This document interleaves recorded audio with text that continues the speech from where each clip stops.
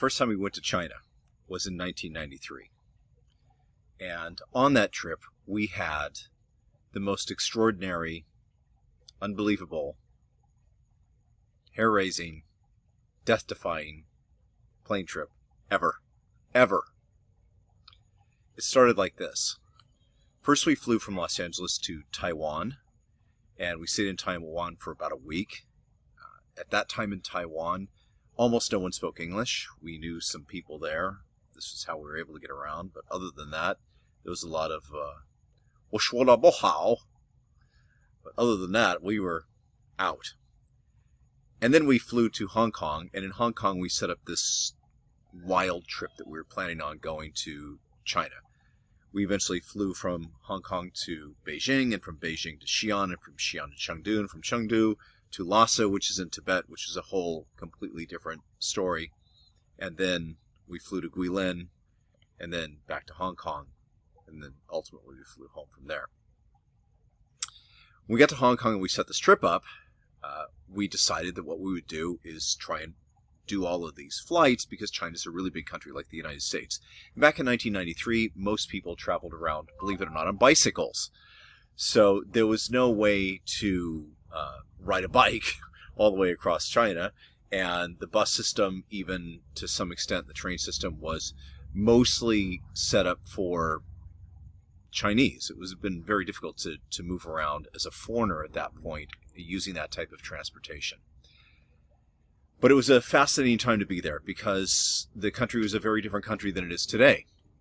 People really were riding around on bikes. People in some places still rode around on animals, believe it or not. If you had kind of a little bit of money, you had these motorcycle moped things that people rode around on. And it was really only the Communist Party members, the higher Communist Party members, who were able to ride around in an automobile. So the streets really were given over to bicycles and almost no cars. It was an amazing time, really, in a lot of ways. Of course, the country's a very different place now. Back then, we were going to take this flight from Xi'an, which is spelled Xian, to Chengdu, which was our jumping off point to get to Lhasa in Tibet. And back then, there were all of these hoops that you had to go through to get to Lhasa. Maybe I'll tell you a story about that in another snippet. But when we got to the airport in Xi'an and we reached the gate, immediately we should have known something was wrong. Because as we were walking along and you're seeing all the planes sitting out on the tarmac, they're all, believe it or not, Boeing planes. So like the 727 or 737 or whatever they were, those types of planes. Even though our relationship with China was weird, nevertheless, the Chinese had purchased a lot of these Boeing planes. And when we got to our gate, the gate that was going to lead us out to the plane, back then they didn't have these tunnels that you went through and connected into the plane. You had to walk onto the tarmac to get to the plane. I looked out at our plane, and rather than one of these Boeing planes, it was the worst nightmare. It was this 1950s Russian-made propeller plane where the wing was literally on the top of the plane and went out across the plane. And so we walked across the tarmac, and probably the plane was about half full. We boarded the plane from the back, and when we walked up and boarded the plane, the first thing you noticed was that all of the seats folded down, like folding chairs. And so when you got to your row, we were in the second to last row, you folded your seat up, and then you sat in this folding chair. It was very odd. And in the back of the plane, rather than put the luggage into the hull of the plane, it was just all tossed into the back of the plane, and there was this tarp over the top of it that was holding it in place. And then all of these boxes that I think were supposed to be like our box lunch, I guess, for our flight, and 2 flight attendants. So we sat in our second to last row. It was a 2-and-2 configuration, so there's an aisle down the middle with 2 seats on either side. And right when the plane takes off, first of all, you notice there's no air conditioning on the plane, so the plane's really hot. And the 2 flight attendants just laid down in the 2 rows of seats behind us and went to sleep for the entire rest of the flight. The flight was supposed to be an hour and a half. It was 3 hours. And we get up into the air, and we start flying through a storm after maybe 45 minutes. And the plane the whole time is... The whole time. The worst turbulence ever. The plane dropping and bouncing and tipping, and all of this crazy stuff is going on. Now, I don't usually get sick on planes. In fact, never do I really get sick? I feel a little nauseated sometimes if there's a lot of movement on the plane or the plane dips in a certain way. My wife never gets sick. She used to like to go on these carnival rides. I never like those carnival rides. But getting sick on a plane, never.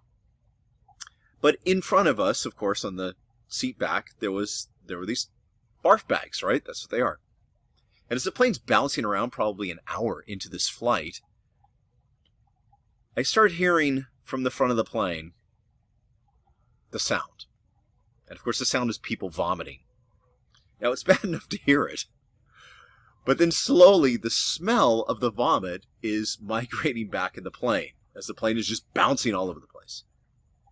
And when the vomit smell reaches me, of course, as it's coming back, more and more people are vomiting when they're smelling the vomit. I'm like, oh God, I'm going to throw up. I'm going to throw up. And you know how this feeling is when you know you're going to throw up, but you're doing everything to keep this from happening because it's such an awful feeling. But there comes a point when you just surrender the flag and say, okay, I'm over with this. I'm going to throw up. So I reached and I got the barf bag, and I throw up into the barf bag a few times. And by now, almost everybody on the plane, except for the guy who's sitting over to the side of me on the other aisle, one row in front, and my wife, have not thrown up. Everybody else is throwing up on this plane. And like I said, it was probably half full. Maybe the plane held 60 people, so there's probably 30 people on the plane.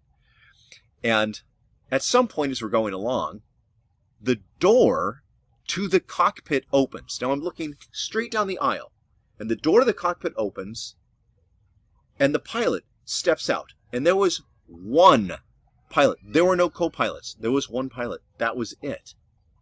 And the pilot steps out, and now I'm looking down the aisle from the second to last row, and I could see out the front window of the plane, as the plane's bouncing all over the place, I could see what it looks like from the front of the plane. And as it's happening, the door is flapping back and forth to the cockpit. And the pilot goes in and grabs something just behind the cockpit, and it's this big, black, like hefty bag. And he begins to walk down the aisle. Now, no one is flying the plane. The plane is flying on autopilot and bouncing all over. And as he's walking down the aisle, he's collecting all of the used barf bags. Meanwhile, the flight attendants are sitting behind us. They're doing nothing. And he finally gets to me, and I toss my bag in. And he takes the bag and puts it in the back, and he ties it all up and just tosses it back there with the luggage.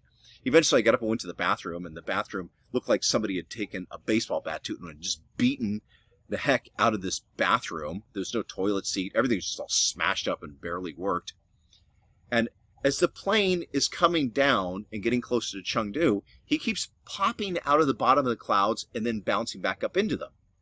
And every time he bounces back up, of course, when you go back into the clouds, you get turbulence. So the plane bounces around a lot more.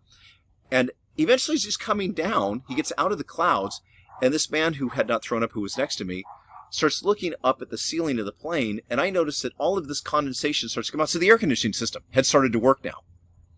And if you've ever seen this happen in a plane when they turn the air conditioning system on, a lot of times this condensation starts to form. It looks like smoke. And I can tell that this guy's looking at all of this condensation that's filling up in the top of the plane.